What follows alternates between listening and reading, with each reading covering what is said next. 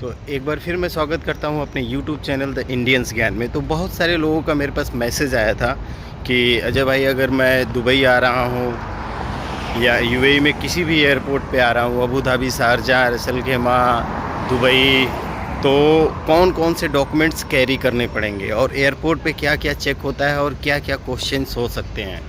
तो बहुत सारे लोगों का मैसेज आया है, तो फिर मैं ये वीडियो बना रहा हूँ ऑल डिटेल्स में कि क्या क्या डॉक्यूमेंट्स आपको कैरी करने हैं और कैसे कैसे सारी चीज़ें आपको मेंटेन करके एयरपोर्ट के लिए जाना है, ताकि एयरपोर्ट इमिग्रेशन में आपको कोई भी प्रॉब्लम ना आए, इजीली आप दुबई इन कर सकते हैं।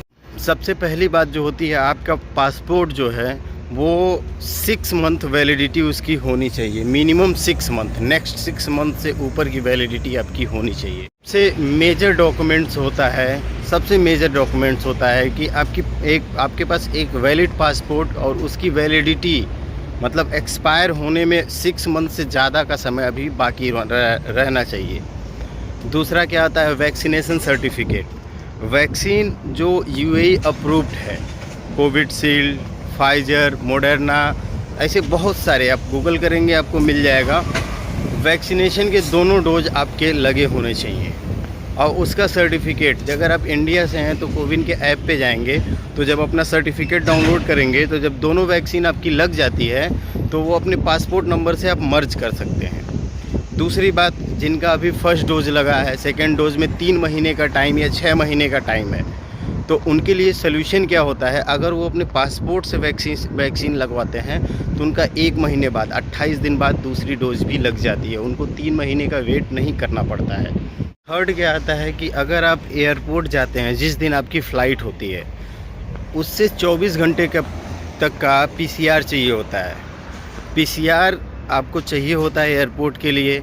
उसके बाद जब एयरपोर्ट आप इन करते हैं तो फिर एयरपोर्ट पे होता है रैपिड PCR टेस्ट, जिसका 3500-4000 के आसपास चार्ज है। वो रैपिड PCR आपको 2 घंटे के अंदर मिल जाता है, इसलिए आपको एयरपोर्ट कम से कम 3 से 4 घंटे पहले पहुंचना रहता है। ये थर्ड डॉक्यूमेंट हो गया। ये दोनों चीज़ें आपको सबसे मस्ट होती हैं। इंडिया में इसका चार्ज लगता है, जब आप यूएई आते हैं तो यहाँ भी एक आपका PCR टेस्ट होता है जो फ्री ऑफ कॉस्ट होता है।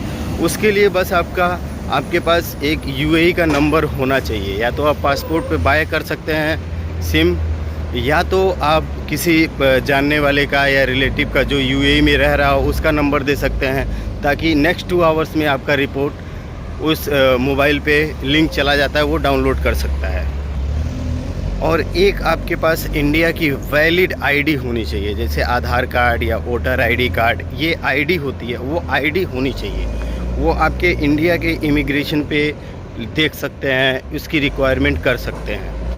नेक्स्ट रिक्वायरमेंट इसलिए, मतलब आपकी वैलिड आईडी इसलिए मांगी जाती है कि जब पासपोर्ट में कोई चीज़ मिसमैच या उनको कोई भी डाउट होता है तो आपका लोकल आईडी मांग लेते हैं, जैसे driving licence, voter ID card और क्या नाम है, आधार कार्ड।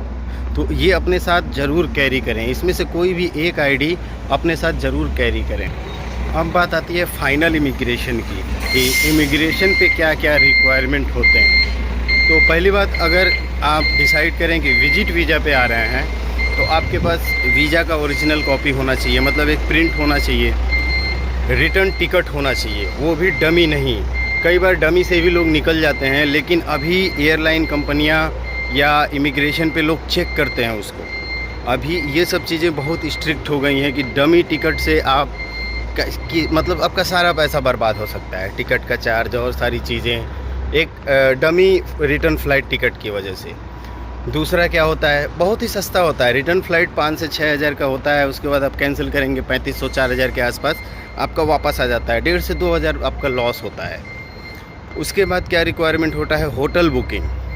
अब कई लोग कंफ्यूज ये होते हैं कि अगर मेरा 3 महीने का वीज़ा है तो होटल बुकिंग कितने दिन का करें। आप 1 दिन का भी, सिंगल नाइट का भी होटल बुकिंग कर सकते हैं।